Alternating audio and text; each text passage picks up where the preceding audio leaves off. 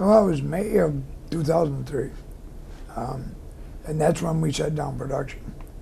I was a salary, part of management, so what that meant was all the hourly, that was the last day they worked. It was pretty sad. Nestle was one of the biggest employers in the city of Fulton, over 100 years here. And several generations of families worked there, got out of high school, went to work there, and retired there. Good paying jobs.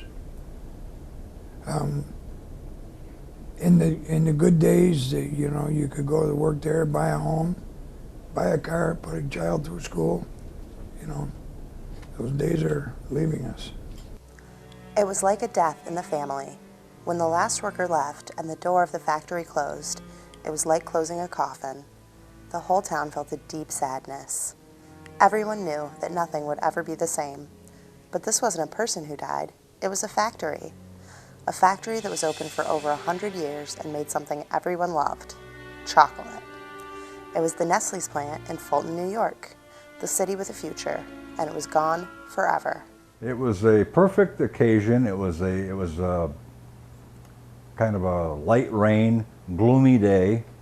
They being Nestle, had invited all the people to meet in the warehouse, and they were just going to say their goodbyes and whatnot. And it was kind of, you know, it's very similar to being at a funeral home, at a wake. My dad was a supervisor up there on the end when he retired after 44 years service. And my brothers, like I said to Mike, 5 of them came down in 1929. 5 brothers, my dad's brothers, and they all went to work for Nestle's and the brother-in-law. So that's the type of industry it was here in Fulton. It was a great place to work from way back in the 20s. Fulton is in upstate New York. It's dairy country. In the 1890s, local leaders had the idea that all that milk could be used to make something called milk chocolate. So in 1899, the people of Fulton raised $2,700 and bought 30 acres of land. They used this land to build a factory. In turn, the factory built the city. Fulton, Nestle's, and chocolate have long been thought of as one, but it didn't start that way. In 1900, Nestle opened its first manufacturing plant in Fulton to make milk products. In 1907, they added a facility in Fulton to make what was then called Swiss formula chocolate, which we now know as milk chocolate, under an agreement with Peter Kohler Chocolates.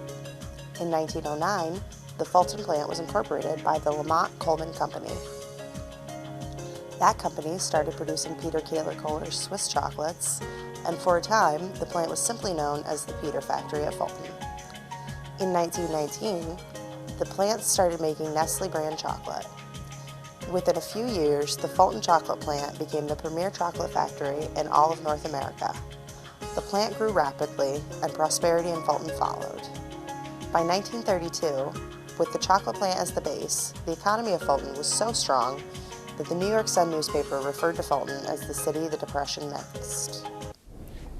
Actually, I have a newspaper somewhere that I got out of the Nestle archives when I retired from there that says Fulton, the city the Depression forgot. Because we had so many businesses and so many industries, and it never hit us. The plant never laid anybody off, and it kept hiring. In a 1936 publication, the Chocolatier Echo, there were already 16 employees listed with 20 or more years of service. The Second World War brought even more employment. The chocolate produced by the factory became part of the everyday rations for millions of soldiers. Chocolate was as good as gold in Fulton. In 1951, the Nestle connection became official. The Lamont Company became the Nestle Chocolate Company, and by 1952, it became a division of the much larger multinational Nestle Company. This seemed a natural progression, but in reality, it sowed the seeds of the plant closing 50 years later. But in the 1950s, the Nestle plant in Fulton was considered to be the best chocolate-making plant in the world. Many new chocolate products were developed there, and people loved working there. We were, that was a kind of a family type thing. We'd have picnics and whatnot, and there was this period where we got the various departments, we'd organize softball teams. And we would play softball, we play touch football, all that type of stuff. Well, the plant manager had to put a posting on the company bulletin board saying that we couldn't do that anymore because there were so many foremen that were out of work due to injuries that they were causing a lot of overtime. So we kind of ended our sports career. And Nestle reinforced that sense of family in the company's official code of conduct from the 1950s, saying, "Your company motto reads, 'Where reigns the family spirit, there reigns happiness.'" We all got together and we all knew each other.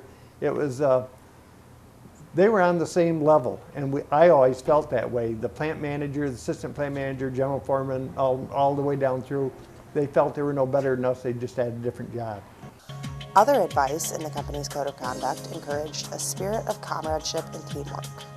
It told managers to accept the counsel of your subordinates and ask them to stay modest, natural, and not be eaten up by excessive pride.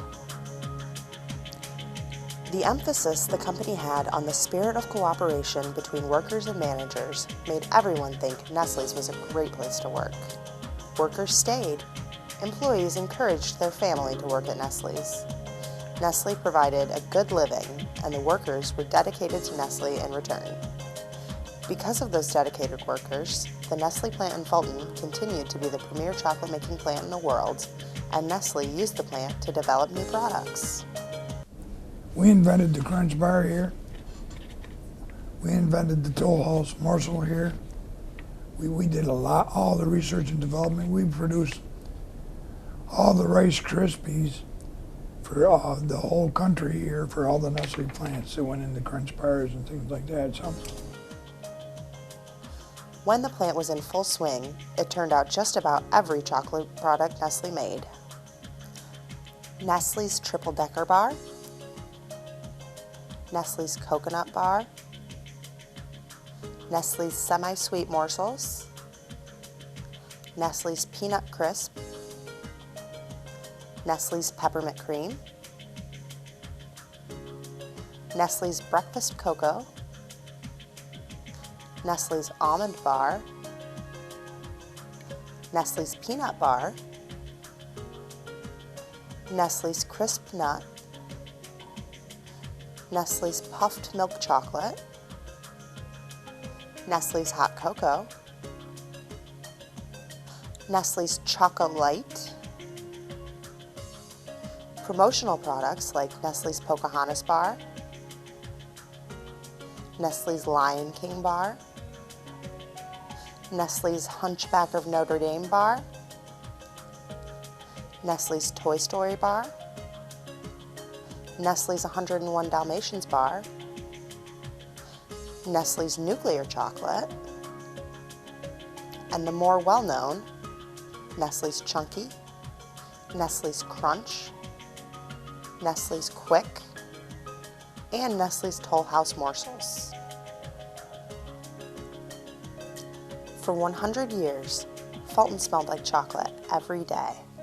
You know, the thing of Nestle's, when you drive down the street, if you smelled chocolate, you knew it was going to rain or snow, okay? And that was just part of life. There was a whistle at 12 o'clock every noon that went off. Everybody said, "That's Nestle's whistle." Every Saturday, "That's Nestle's whistle." well, you could go out on a muggy day, or you could tell if it was going to rain because you could smell chocolate all through the city. They had roasters, and everybody remembers that when we would go downtown or drive through Fulton with your windows down, that's what you'd smell. Because when they roasted the beans, that chocolate smell went into the air and it went all over. In the late 1940s, what Nestle's called the Chocolate Works at Fulton had more than 1,500 employees.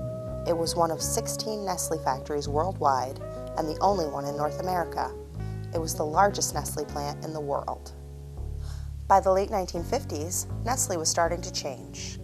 In 1958, Nestle had become a multinational company known as Nestle Alimentana.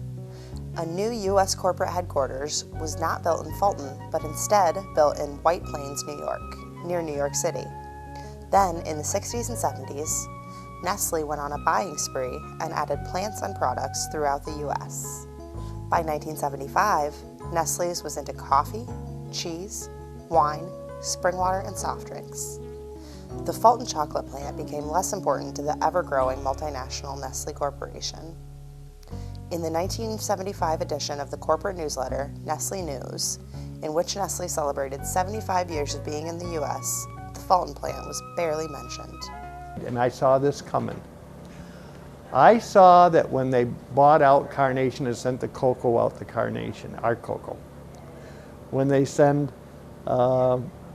bought out Bike makes candy bars with Rice Krispies. I said, that's not good, because they're not going to be diversified. And if you're not diversified, if only you have your a couple different products, where we used to have 50 different products, if one doesn't do good, they don't need you anymore. And that's what happened to Nestle's. As they would buy out different companies, they would ship the product out there. And I remember one big meeting where we had all the corporate people in there, and they said, oh, these people from Carnation are great, and these people from Stouffer's are great, and these people from Roundtree are great. And they said, anybody have any question? I raised my hand. I said, yeah, I have a question. If they're so great, why did we buy them out? Why didn't they buy us? The Nestle plant in Fulton stayed in operation, but from the 1970s on, employment at the plant went into a slow and steady decline. It's not that Nestle didn't invest in the plant. It spent millions on new buildings, a new warehouse in the 1970s, and a new manufacturing facility in 1994. But it wasn't enough. Nestle was building too many other facilities in the U.S. and the rest of the world. It was sending Fulton's products to those plants. By the late 1990s, plant workers could see the writing on the wall. The plant employed fewer than 500 people. There were rumors that the chocolate morsels production line would be moved to Wisconsin and that the Peters chocolate brand would be sent to the Cargill Company. And then it happened. In mid-October 2002, the Workers' Union and Nestle signed a closing agreement. For Nestle, which by 2002 employed 250,000 people worldwide, the Fulton Chocolate Works, with fewer than 500 employees, was just a drop in a big corporate bucket. The company felt the plant was no longer competitive. It was just one of 165 factories worldwide that the company had sold or closed since 1997. There was nothing anyone, the state, the county, the city, or the union could do. The 103-year-old history of chocolate in Fulton was about to end.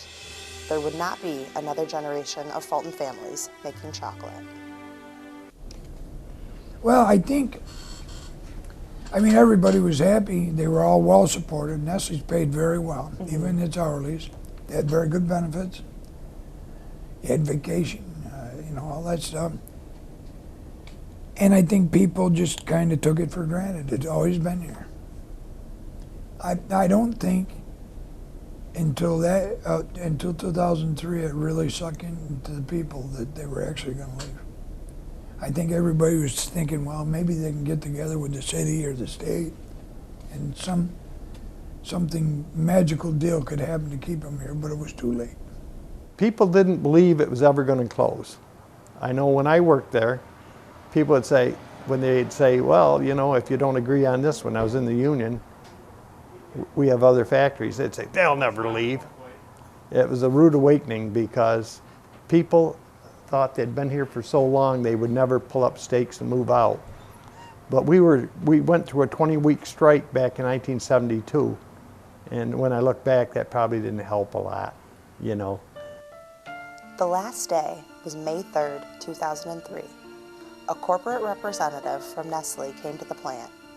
A spokesperson said the employees were great. It wasn't about them. It was all about what she called consolidating production. 417 Nestle's workers showed up on that last day. Each one got a book about the history of Nestle's in Fulton. Each one got a note on the company letterhead that said how many years they had worked. Each one got a reference letter. No one made a speech. Everyone got a handshake from the human resource director, and that was it. It was over. The plant closed. The smell of chocolate was gone. There was a decision made to close the factory, and whatever the reason they gave, I don't even remember.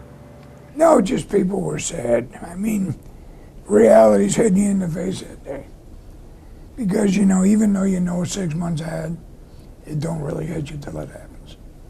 I mean, you walk off for the last time. I was only there 17 years. We had people there 35 years. You know, we had people that graduated from high school, went to work there, and retired from there. So that's a long, long time. You know, and you just in your mind get used. It's like a death of a family member. You know, you can't believe it happened. And there's a million things that go through your mind why it did, but reality is business. It's dollars. What it costs to do business here. You know, and you know, on a smaller scale, we can all understand that. You know, if you've got money for a new vehicle and you can get the same vehicle $1,000 cheaper somewhere else, that's what you're going to do. That, on a bigger scale, that's what they did. We were talking like, and you probably heard about the gravestone with the candy bar. When my dad passed away after 44 years service, when we were brought up, Nestle was our livelihood. And we said to our father, why did you put a Nestle candy bar on your gravestone? He said, they were good to us. I raised 9 children and working for Nestle's. So, you know, they were good. Actually, I have a newspaper somewhere that I got out of the Nestle archives when I retired from there that says Fulton, the city the Depression forgot. Because we had so many businesses and so many industries, and it never hit us. There used to be a sign at the entrance to Fulton. The sign read, Fulton, the city with a future. This sign has been removed. The city built by chocolate is moving on. Fulton was once a city with a future. What does it mean to be a city with a past?